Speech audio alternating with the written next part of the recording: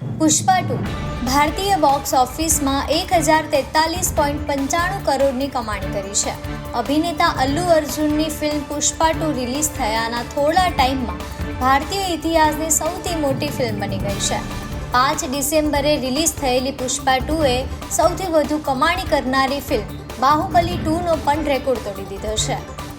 શાહીબાગ ખાતે રાધાકૃષ્ણ મંદિર પાછળ આવેલા કલ્પતરુ એપાર્ટમેન્ટમાં સ્ટ્રીટ લાઇટના સમારકામ બાદ નીકળેલા બ્લોકને ફિટ કરવામાં તંત્રને રસ નથી.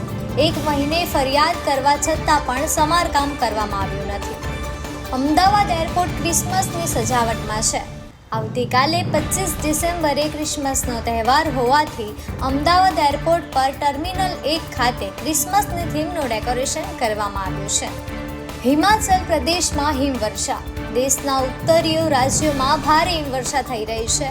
હિમાચલ પ્રદેશમાં હિમવર્ષાને પગલે રાષ્ટ્રીય ધોરીમાર્ગ સહિતના અનેક રસ્તાઓ બંધ કરવામાં આવ્યા છે. 1 જાન્યુઆરીથી ફ્લાવર શો શરૂ થશે. અમદાવાદ રિવરફ્રન્ટ ખાતે 1 જાન્યુઆરી 2025થી ફ્લાવર શોનો પ્રારંભ થશે. સીએમ શ્રી ભૂપેન્દ્રભાઈ પટેલ દ્વારા કરવામાં આવશે ઉદ્ઘાટન.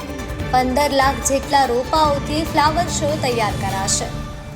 દિલ્હીમાં પ્રજાસત્તાક દિનની તૈયારીઓ શરૂ થઈ ગઈ છે.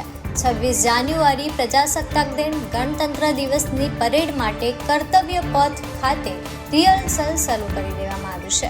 આવી જ ન્યૂઝની અપડેટ માટે અમારી ચેનલ ટીએનઈ મીડિયાને સબસ્ક્રાઇબ કરવાનું ભૂલતા નહીં.